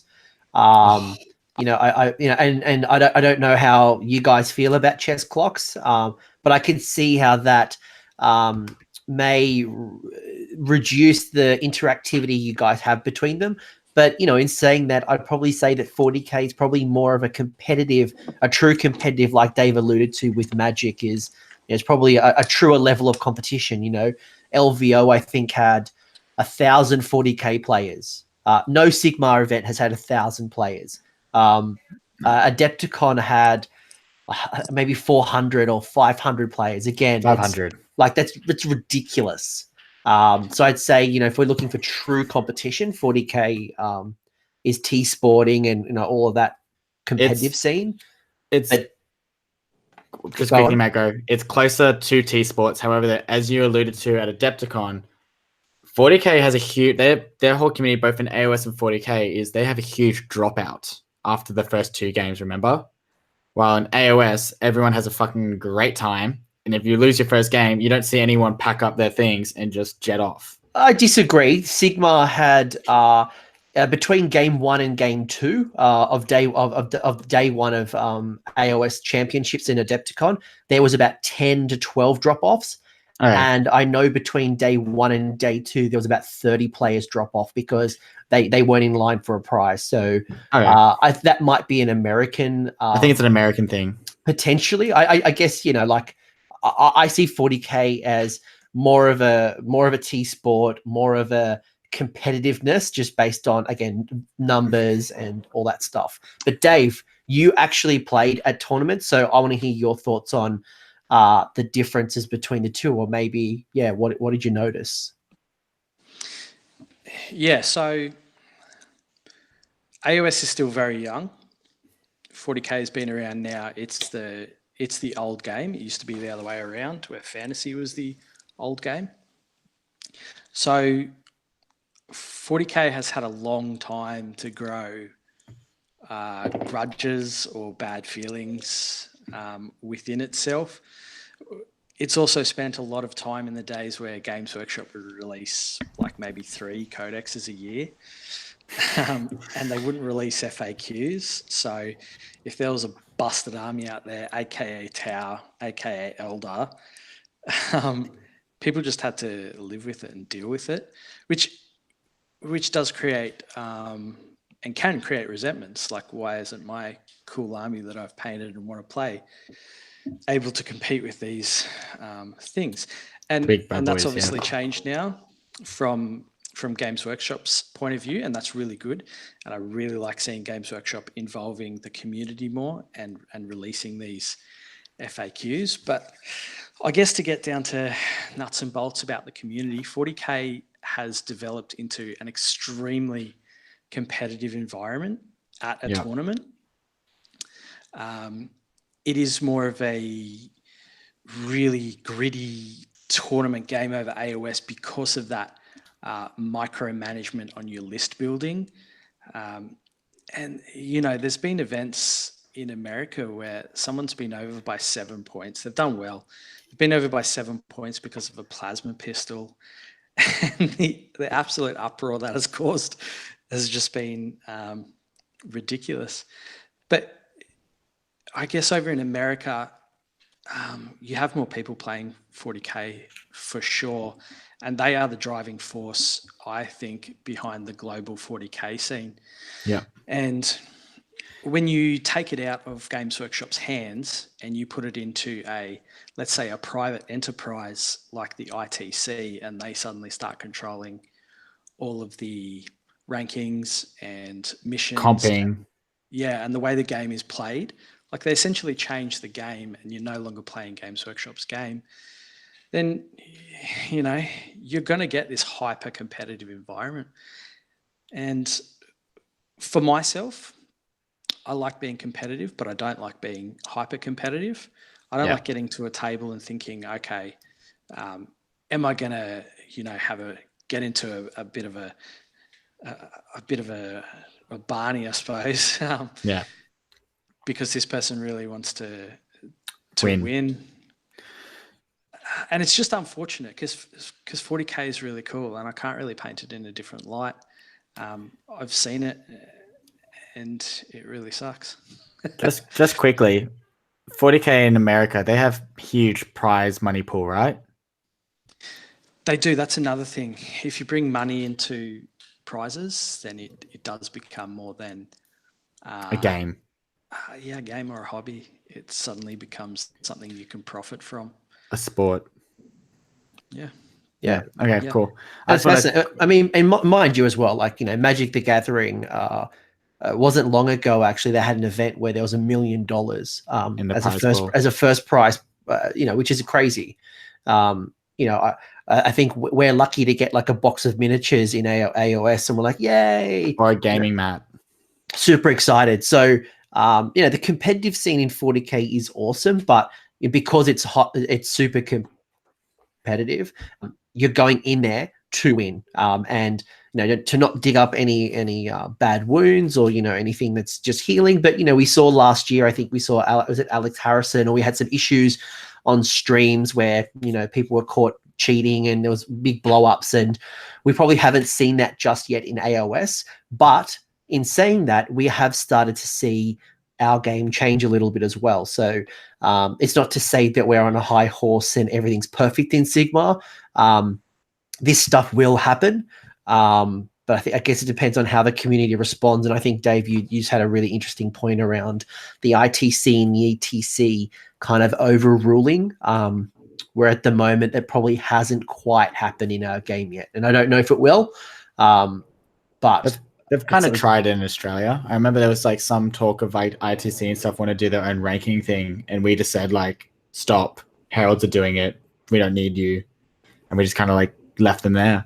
Well, we started seeing the ETC team tournaments, which was big in fantasy and still run in 40K. And the ETC have tried to restart the team tournament in Serbia or whatever it is, and it doesn't seem like there's a lot of traction from Australia yet. But then you've got the Six Nations, which is happening, I think, this weekend or next weekend, which is our own equivalent, but without the ETC or the ITC involvement. So kind of like, yeah, let's not be on a high horse that we're perfect, that things are going great, but at the same time, the competitive scene is you are at another level. It's not beers and bants, and you listen to Measured Gaming boys, and they'd love to get on the piss and to have a good time and roll dice and throw shit at people like shade. Not saying that they throw fecal matter, but they but that type of environment is what you're trading up in order to be super competitive. Yeah. Is that fair? Is that a fair assumption from my little podium view of not playing since fourth?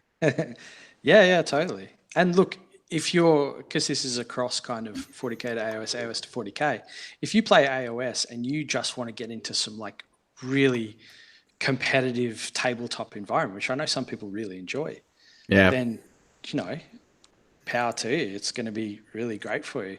They've just nerfed knights, so you don't have to take them. Well, what is it? In AoS at the moment, like to be competitive, we have great tools out now thanks to the Honest Wargamer with his statistics and his handbook and stuff.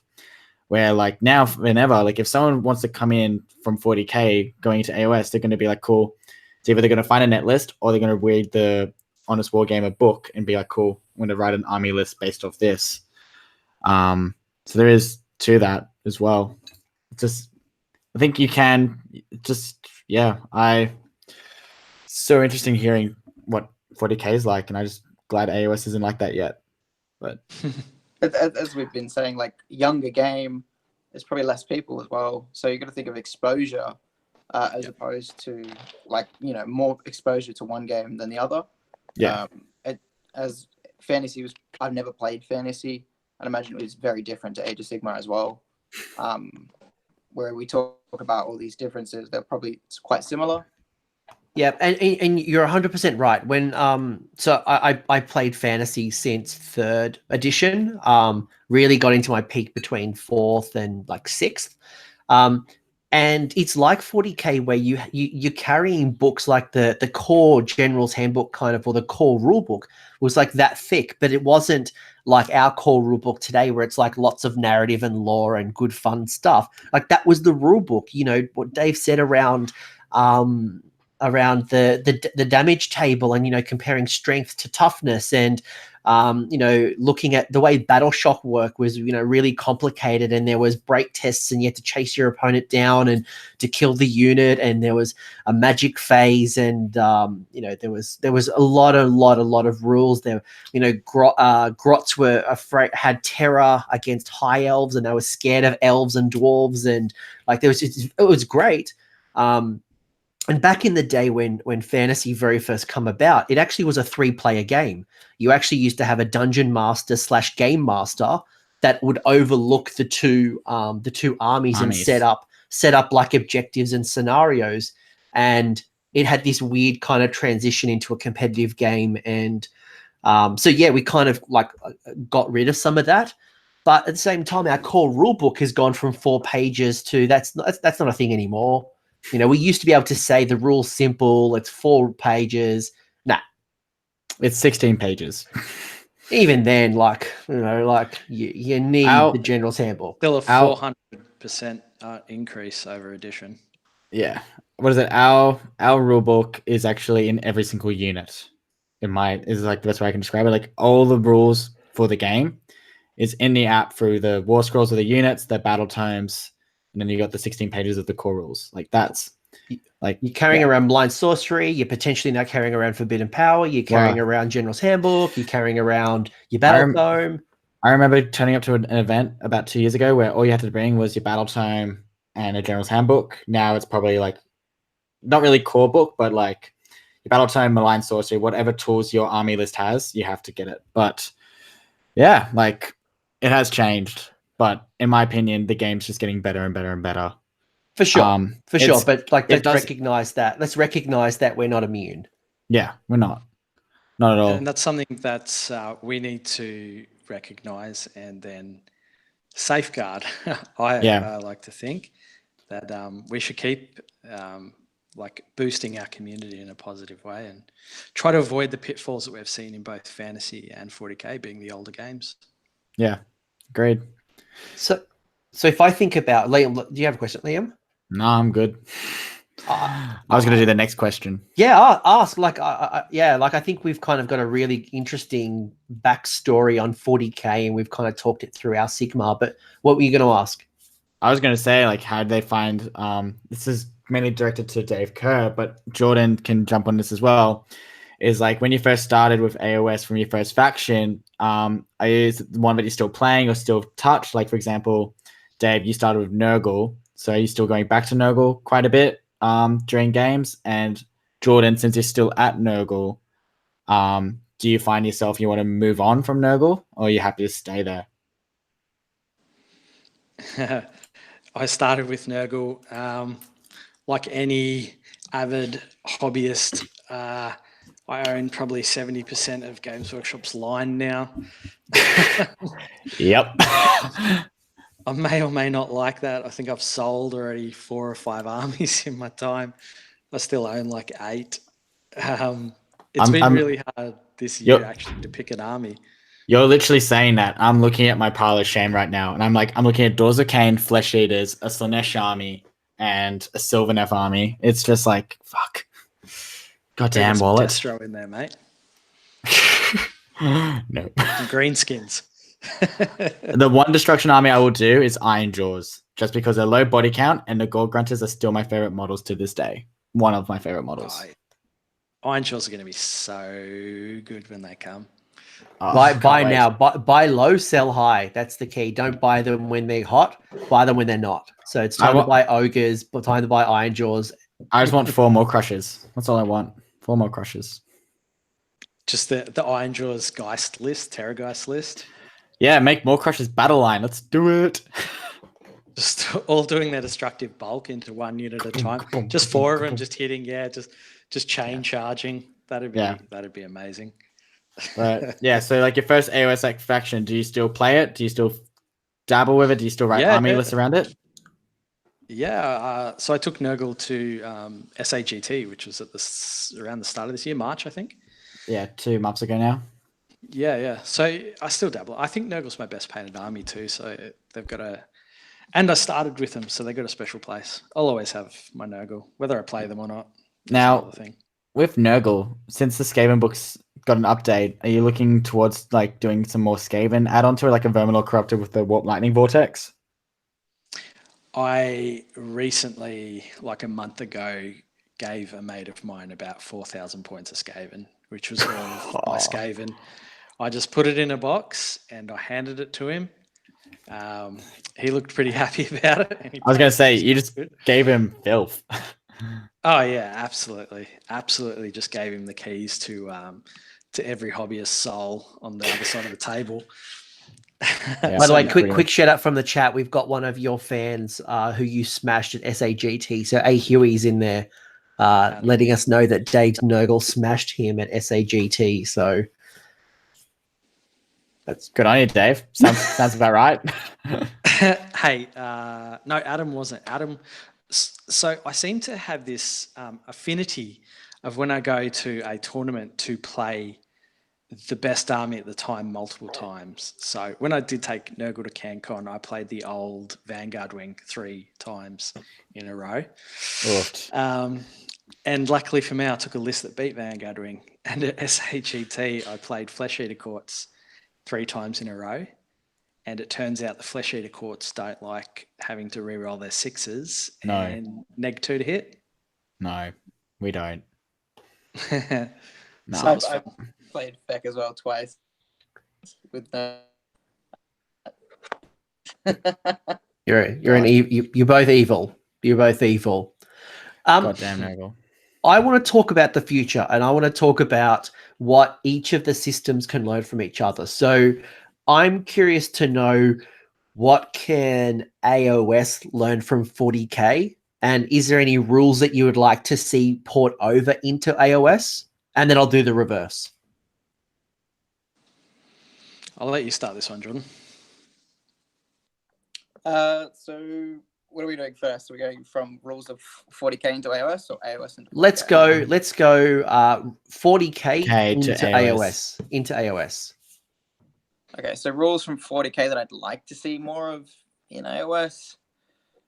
It's hard. I would say maybe there's a lot of more about line of sight in 40K. I feel like we don't really do much line of sight in AoS, and that we do have some armies that can shoot. And I know that I have someone that can do mortal wounds across the whole board. So maybe a little bit more line of sight might be nice to, guard your heroes, since we can actually target heroes, as opposed to 40K where you can't target a hero below 10 wounds, I think. We could even adopt that for AoS, because it is something that will affect you. I actually thought that was one of the big rules that would come over in the new edition of Sigmar. I think it's that if a hero under 10 wounds is within 6 or 3 of a unit, they can't be targeted. I thought that was I really liked that. It scared me about bone splitters, but I thought it was a good rule. Dave, what are your thoughts? What can 40K bring into Sigmar? What I would love to see, and I think probably is more of a Sigmar rule than a 40K rule, but it's in 40K, is heroic intervention. I think that's great. And for people who like me who have no idea what you just said, you basically spoke Arabic. What is that? So if an enemy unit completes a charge and you've got a hero within 3 inches, they can pile into that combat and heroically intervene and step up. So it's like a challenge. Yeah. So you're just dragging your heroes into your combats and letting them swing away. I don't know. So I just think it's interesting you bring that up, because I think that would be more like if a hero is within 6 inches of a unit that just charged can do that, because if a hero is close enough, they'll be 3 inches away usually to do it, and there's a 3-inch pile in. While I know in 40K, a lot of the things are very much like within an inch, which I think that's why it works in 40K. Yeah. yes, It's within yes. an inch that you need to land. It's not this whole 3-inch in combat stuff. That's why it's different. So that would have to be, yeah. Like my grot heroes are always within range of my grots, but when they charge, I've got 60 bodies likely to be surrounding, and I can't do a charge with my little grot hero. It's almost impossible. So that would be a really cool rule. Curious from the chat, this is a bit of a contentious one. Some people say yay, some people say nay. But would you guys like to see Overwatch in AoS? No, not at all. I would not like to see it. That's my opinion. That's my personal opinion. And that's something I would not like to see, because I don't think if you can get close enough to something that's shooting you, you should be allowed to charge it without being shot at. Because Except if 3 people, it's okay. Well, like say if you spend 2 turns getting up a board to charge someone that shoots you again, they've had 3 turns of shooting you. I think it's a little bit of like an extra helping hand in someone that is shooting already, which doesn't really need help. You would have loved Vanguard Wing. I was just about to say, yeah, Raptors still Overwatch. You would love Vanguard Wing. My God. Dave, what are your thoughts on Overwatch? I don't think I'm really for it or against it. I think if shooting started to become a lot more dominant, like I just have a sneaking suspicion that when Caradron get a new book, they are just going to pump people. So I'm going to say no to Overwatch because I don't want Caradron to get better. Caradron still have great shooting. It's just they fall over like so quickly.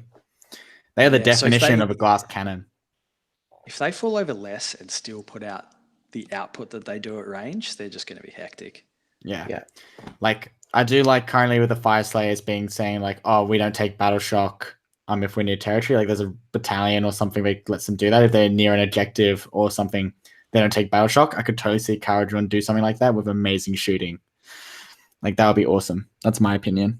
I'm going to throw in a rule that I would like to see, and I don't know if it's really a rule because I'm making this up. I haven't played again 40k since 5th. Maybe I'm making this up, or maybe it's an observation. But I love that 40k has a bunch of stratagems which are worth more than one stratagem. So, things like Grimghast Reapers, for example, coming back with 1 command point. I would like to see something similar, but if you want to bring back 10 Grimghast, it's 1 CP. Or 20 is 2, full unit's 3. But I feel like in 40k, they've got that resource management down play a little bit better. Is that correct? Like, can I use... am I making shit up, or is that is that real? It's real. That's real. It's real. The different stratagems have different command points.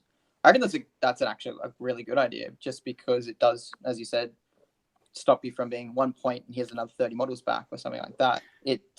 I had to explain to someone in New Zealand about how annoying that command point bringing something from the back on the summoning thing is, because we all know that 1 command point costs 50 points. Like when you're writing your list, if you go 50 points under, you get a command point. So a unit of Grimghast Reaper, 30 of them. How many points are they? Like 400? Like almost? Is that right, guys? Someone, I don't know. Over 300. Yeah, over 300. So you just kill that 300 point unit with that one, like whatever unit that does not come back, right? And then the Arcan or the Vampire Lord, whatever the general is, just flies over, lands on the gravesite, and spends 1 command point, so 50 points, right?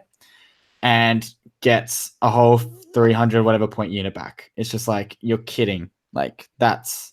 Yeah, I think command points aren't... it's hard to say that making a run roll of 6 and bringing back 30 Grimghasts or, summoning or whatever it is the same value. So yeah, I said I would love to see it to be 2 command points or 3 command points, because it makes deaf players want to think. Someone from the chat as well.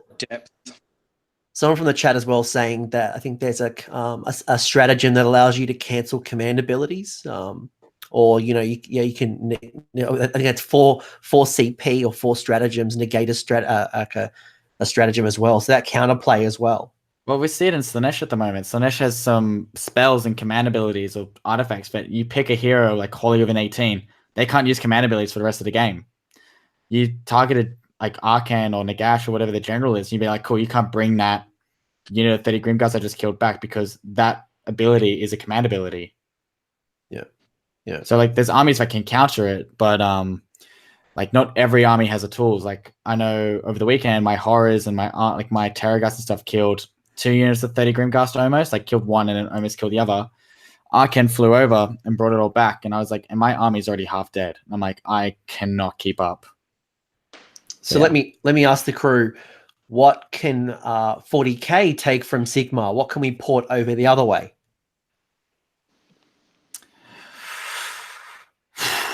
Let's ask our guest first, Liam.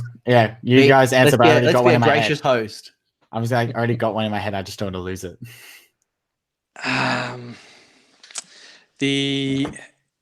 I would love to see. Yeah, Matt's made a good one. The turn priority, but I think turn priority in 40k is it's too devastating because the shooting. Imagine getting 2 phases of tower shooting. Because 40k is back to back. 40k is 1-1-1-1-1-1. It's just back and forth like the old fantasy days. Yeah, I think again, this is just my personal preference, but the list building, I would love to see 40k go back to a simpler list building, a combined arms detachment minimum, and then add on your detachments. I think the 3 inches away thing in AoS, I think that's actually a really simple but elegant system where it forces these more bubbles and you can fail charges, things like that. So yeah, I'm going to say that for now. Cool. Jordan, what about yourself? Then Liam, and then I think there's something that's really strong that's come out of the chat that I think a lot of 40k players would love. Jordan, what have you got? I would say I like the hero phase in Age of Sigmar, so I'd like to see something similar put into 40k. I know they have stratagems, but it'd be nice to see heroes do a little bit more that aren't, psychers. Just adding that extra ability without just being, reroll ones to hit or reroll something. Something a bit different. I feel it would play a little bit differently. I agree with Dave. The 3-inch rule for combat and stuff is amazing. I think that should definitely come over. Something that I forgot to mention for 40k to AoS is the rule of 3 that they put in about units. For set things, you can only have a certain amount of units. Like we have battle line, so they can't take more than 3 of the same unit. So you can't take 4 of these excellent las cannons that shoot your face off. You can take 3, but you can't take 6 of them. Yep. And Liam, what's that burning? Dave and Jordan took it, the 3-inch combat gauge. I get annoyed watching a 40k game and they're like 1 inch away and they just can't fail a charge. The whole great thing about AoS is someone your whole unit could just get to the very front line, 3 inches away, and they roll a double 1. It sucks, but God, it's entertaining, and that's what makes AoS great. And also pretty much what the chat's saying right now is pretty much what was gonna say, but you can tell them. You do it. Our guest stole your brilliant idea. So the least you can do is be the man of the people and let them know. Let's talk about what the chat says. Damage spillover is what I like. I like it about AoS. Mean for those Sigmar players who have no idea what this means. So from what I know, when I did intro games for 40k, this is how I learnt 40k properly for 8th edition when I had to do intro games.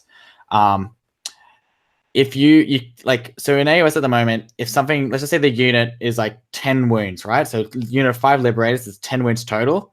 And my Keeper of Secrets did a total of 16, the damage of the weapons was 3, right? So it would kill 1.5 liberators, so it would spill over. And it has 4 attacks. While in 40k, if I have 4 attacks and I'm damaged 3, and the Intercessor Space Marines are 2 wounds, I would only have 3 attacks, and 3 attacks went through, but it would be 9 damage. I'm not going to lose the whole unit. Only 3 Intercessors will die because it doesn't spill over. You just take them out of whatever. It doesn't exceed. So it's an overkill on a model. Yeah, you can't overkill. Which I think is a great, I like the rule with AoS. Makes quicker games, and it, your certain characters and weapons who do amazing damage, like Dirthium and stuff, they just go off and go into killing frenzy.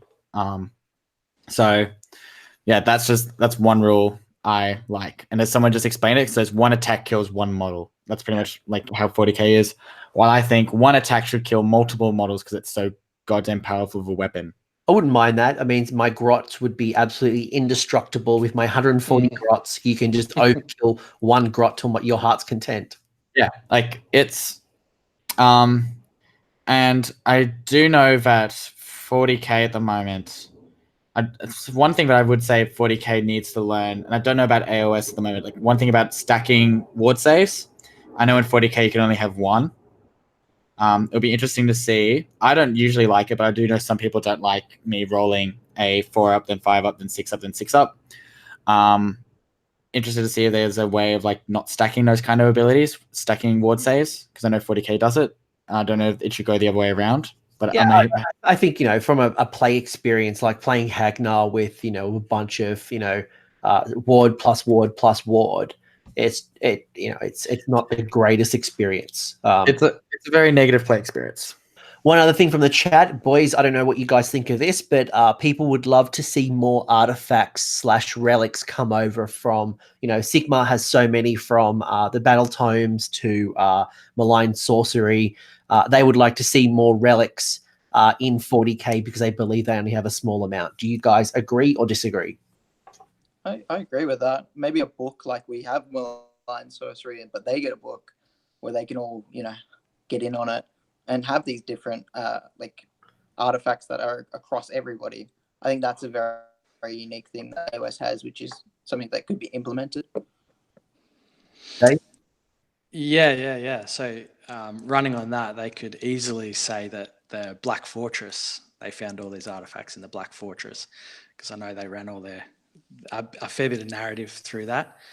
But yeah, I think artifacts are a very interesting way of buffing particular things up, and they can be really cool. But then I'd probably like to see 40k heroes get a bit more interesting. Like AoS is very kind of hero centric, I suppose, with their abilities. I'd love to see 40k, their heroes actually do more. Yeah. Do you feel like some 40k heroes all have the same ability, like a 12-inch bubble, reroll hit rolls of 1 or something? Like that's always the ability that they have? It seems to be. They're just like, they're there. They have a reroll ones, yeah, near this dude, cool. And then they just go in and do a bit of damage in combat or something. Well, for example, I do know in Slanesh there's like different command abilities and stuff that happen. So it's just like there's a lot more flavor in some of the armies. Like I know there's like 3 different command abilities, like in Iron Jaws or something, or like other armies where there's just so much flavor that you get to pick and choose. So yeah. Yeah, I suppose our heroes in AoS give us the variety of gameplay and what we're going to do at what certain stage. But for 40k, it's their stratagems. Yeah. Personally, I prefer the heroes over the stratagems. Someone in the chat just says they're coming from AoS with a 40k mindset, with the heroes being a tax rather than a linchpin. So yeah, so they're like the 40k, I think is what he's saying, is like the 40k ones are a bit of like a tax, would you say? In 40k, like the heroes aren't as important unlike AoS? I'd say they still have their things because you have shooting. So you know, when someone's giving you reroll alls to shoot and alls to wound, that's pretty important for you. It's pretty. It's not Yeah, but nice, you got a stratagem that can do that. Gilliman's the exception. Yeah, it is fascinating. There is a whole bunch of different mindsets, and so I guess, you know, the last parting question that I have for you both is, imagine that you are speaking to yourself, you know, many years ago, or maybe someone like you who is currently playing 40k. They enjoy it. Maybe they've seen the new models, they've seen something, or maybe they've got like a demon force and they want to try a different system. What advice would you give someone playing 40k who is thinking about moving to Sigmar? Like, what's your words of wisdom? Definitely give it a go. The community is very open. It is an easy game to pick up, but there is a lot of depth to it when you actually get into it. So definitely give AoS a go. Awesome. Jordan, what would your advice be? I would say, yeah, definitely give it a go. You see them from 40k 8th edition at the moment into AoS 2nd edition. They're similar. Like you're not gonna have a mad learning curve. You're gonna adapt quite quickly. You will have some things that you need to kind of forget that you know and adapt over. But there's is definitely worth trying. You know, you've got your sci-fi feel with guns and shooting, but you know, sometimes you want that combat feel. Jump into AoS, you get to hit and have a good time. Yeah, someone in the chat said give them a hug and a blanket and tell them it's okay. My advice. Sorry, go on, Dave. Just one thing I'd like to add is in AoS, the double turn seems a little scary, and it definitely can as a new player, but it adds another tactical depth to it where you have to prepare for the double turn every time. And the game, you'd be really surprised how you can be in a really losing position and still come back in AoS. AoS allows you to come back into a game and to do well. Yeah, I couldn't agree more. The double turn and the priority role is something that's beautiful. There's been so many times where, you know, I've been alpha striked and, you know, things look bad, and then I get that double priority and swing the game, and then the game swings again, and it makes it quite fascinating. My advice, and then maybe I'll pass it to Liam for his parting thoughts. My advice would be is let your opponent know that you're a 40k player. No, in a good way. There's been plenty of times where, you know, someone said to me, "Look, I've just come over from 40k," and you know, we're pretty forgiving. You know, we'll let them know about some of the rules, like the charging and not having to declare.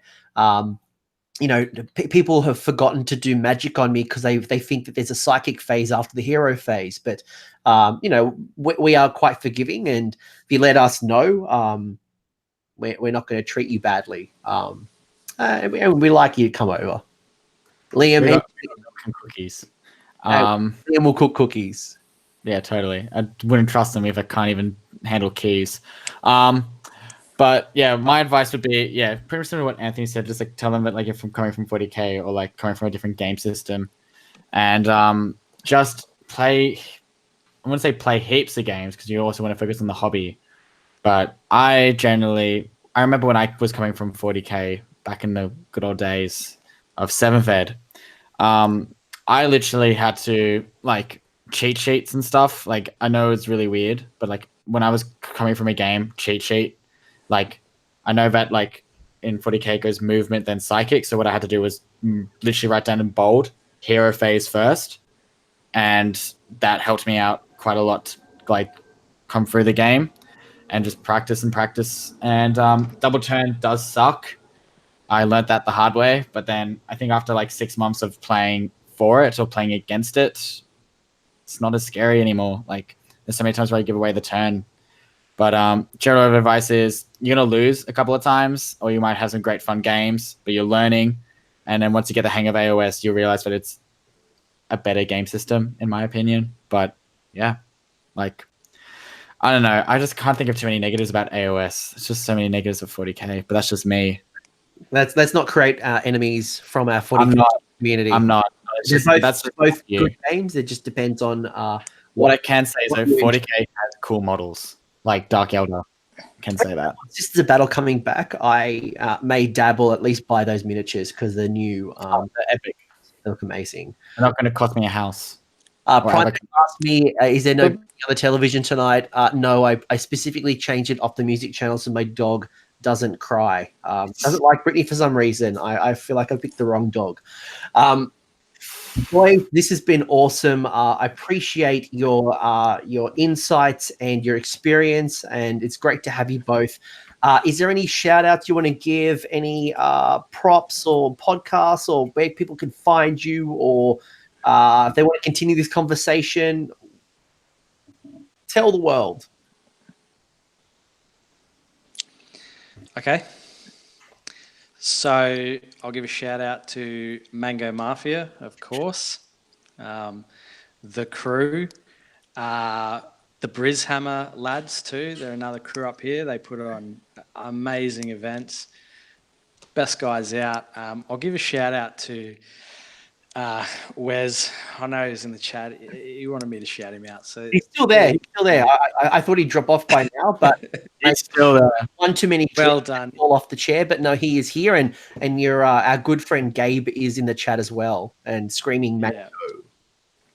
So Wes actually won an event last weekend. So well done, Wes. I think that's all my shout outs. Love it. I expected last time I asked you to shout out on the master stream, I think you rattled every person and their dog and their cat. Yeah, I did. Right. It's like I Dr. thought I'd keep it short and sweet for you this time. All right. Stratford and like, all right. So you win. And Hayden said you can find Dave at the top tables. So I think maybe Hayden's application to the Mango is currently pending and he's sucking up a little bit. Yeah. Any events you're going to soon, Dave? Yes, I'm going to Brishammer this weekend. Yep. And I may make it to the Ipswich GT. Okay, cool. You're not doing Lords of War? No, unfortunately not. Dave's saving couldn't travel make it money down for Sydney GT in October. there. Yeah. I really want to get over to Notorious next year. But yeah, Anthony, Sydney GT, that'll be a good one to get to as well. Notorious is definitely. Points. 2.5. Yeah, we've gone up. We've taken over from RCGT. They dropped the ball and I've taken over. That is a lot of goblins. I'm not playing, and I'm actually really sad that I can't play in my own event because I want to run the collegiate arcane formation and just run all the wizards and all of the endless spells and all the wizard wagons and just lol. It's the best way to play Grots, I think. Endless spells and wizards. Amazing. Jordan, people want to talk? Quick shout out to Clan Filth guys, and just a shout out to the guys that did Border Wars. Just thank you for giving me my first tournament, and shout out to Sydney Slaughter coming up in a week, 2 weeks. Week and a half, yeah, and week and a half. Find you on the Instas, right? Yes, I've got an Instagram mini page. It's called Jordan_paints_minis. It's all Nurgle stuff because, Nurgle. It's where I focus on my hobby. Thanks for having me, by the way. It's been awesome. Dave, you're not on the socials at all? I just have the Mango Mafia page on Facebook. That's kind of where I congregate. All right. I'm sure we'll get all the friend requests, and maybe you need to set up a Twitter account or something because you're a very popular man. Very well done. done. I should. That's it, guys. I think next fortnight we're going to have a painting episode, aren't we? Are we going to talk painting with James Lynch and Travis Cooper? If Travis's internet is on fire, yes. And James Lynch had just been featured in Warhammer Community as like the miniature of the month, which is a pretty amazing achievement from a global perspective. And James is fucking talented. So is Travis. Travis is incredible too. So I want to learn everything about how I can up my painting game. Yeah, I'm excited. I'm super keen. And yeah, I think what else? I'm trying to think. We've got any other events happening in the next 2 weeks. We got Slaughter. There's plenty of events in the channel description. I've got Slaughter. You've got BADGACON. It's interesting that your own event isn't on there. It's later. Don't worry about that. People know where to find Sydney GT. And we're going to close the show with Dave Kerr in the chat. Wes is yelling mango, mango, mango in capitals. We're going to get the mango chant. So, Dave, are you ready? We're doing a mango chant. Well, you're going to do a mango chant. Yeah. Mango, mango, mango. In case mango, mango, mango. Thanks, guys. Have a good night. Take it See you easy. later. Peace. Thanks.